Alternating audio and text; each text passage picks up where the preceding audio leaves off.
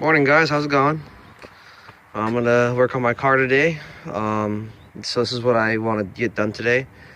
I want to put my PBM rack spacers in. They move the rack forward a little bit. I also want to install new engine mounts, and I want to get these ball joints installed in the rear. Just one rear is messed up, so I'm just gonna change one, save another one, you know. Also, my pillow balls are fucked up on my PBMs, so I actually found these inside the coupe. The guy that sold it to me had an extra, so I was like, okay, you know, just fucking use these pillow balls because they're universal and put them in. Yeah, this is what I want to get done today, like overall. But there's other things I actually want to get done on the car in general. I'm gonna go over that today. I actually want to put this on the strut towers, the rear. I'm probably gonna weld this in. But yeah, I want to install that. This is pretty cool. CP Racing. If you guys haven't, you know, checked out Gaijin Garage, he did my front mount intercooler. He's a really cool guy. His name's Cody. You know, hit him up, Gaijin Garage on Instagram, and I believe he's a Facebook as well.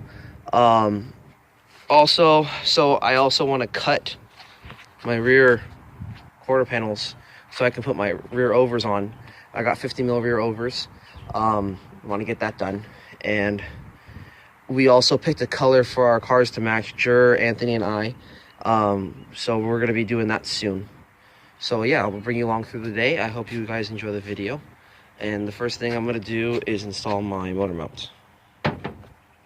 Alright guys, so I got the engine mount unbolted. I got that bolt out, and I got the top bolt out. The SR is actually a little bit harder because there's a turbo in the way. I've never changed engine mounts on an SR. Done it on a dual cam and a single cam, but never an SR. It's pretty much like the same thing, but I didn't realize that the turbo hangs that low to the engine mount. So I got that out. Now I have the poly trans mount in here, so I tried to jack up the car, or jack up the motor, and it didn't work. And I was like, what the fuck's going on? And then I look at the trans mount and it's like holding it in. So I gotta loosen the bolts so I can jack it up and shit. But yeah, I'm gonna jack it up from here again. Like always, jack it up, and then it will go up, and then I'll take out the old mounts, slide the new ones in. Bada bing, bada boom, get that done. But this is a lot harder because the SR is like fucking way bigger than a dual cam or a single cam. So there's like less room. I didn't realize this until now. Normally this takes me like 30 minutes. This is taking me a lot longer. So yeah, we'll see how much I can get done today.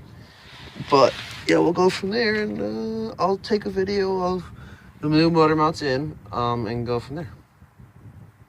Guys, so I got the engine mounts in. I had to disconnect the rear trans mount, and then I had to connect. Then I had to jack it up, put the motor mounts in.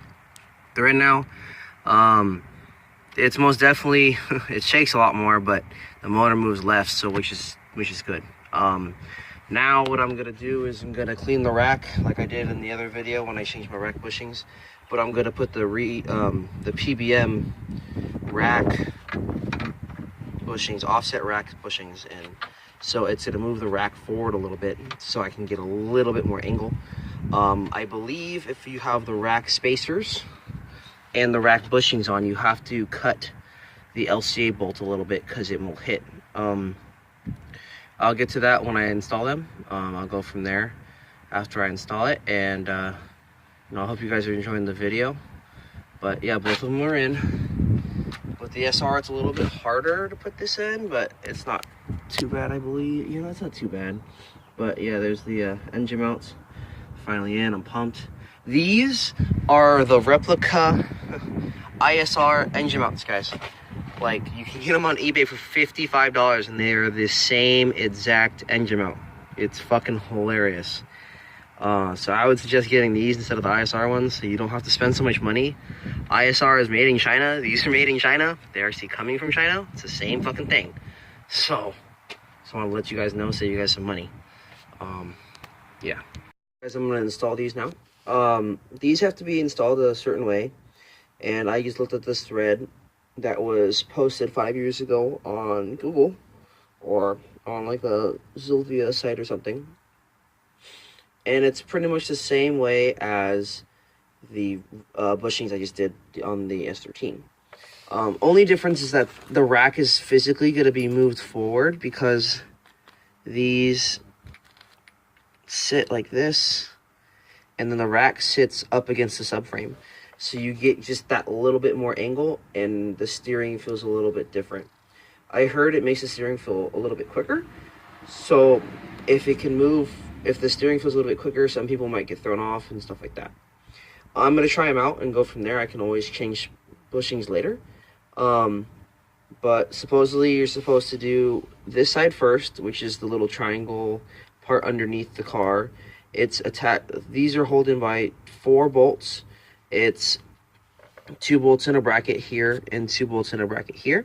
You unbolt it, you pull the racks out, you pull the old bushings out, and you replace it with these. What you should do is probably slide these in first, like this side first, because this is what pretty much holds the rack down completely, in like place in the correct position, and then go here and then like install this one, wiggle it, and put these on. Then what you do is you get the bracket that goes over this and you put it on and you loosely install the bolts. Make sure the bolts are evenly placed on so it's giving even pressure. And then according to the build thread, or the thread that I read, this torque spec for this was 60 to 80 foot-pounds of torque.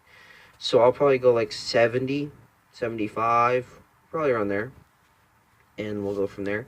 I'll show you step by step again, like I did with the other video. I hope you guys are enjoying the video. If you have any questions, leave a comment, and yeah. Alright guys, I think I'm gonna call it a day. Installed the rack bushings, and I had to cut the LCA bolt. According to PBM, you know, when you run these offset rack spacers and then you run the bushings, it moves the rack too far forward, so it hits the bolt. I cut it and now it's not hitting the bolt, so it's all good.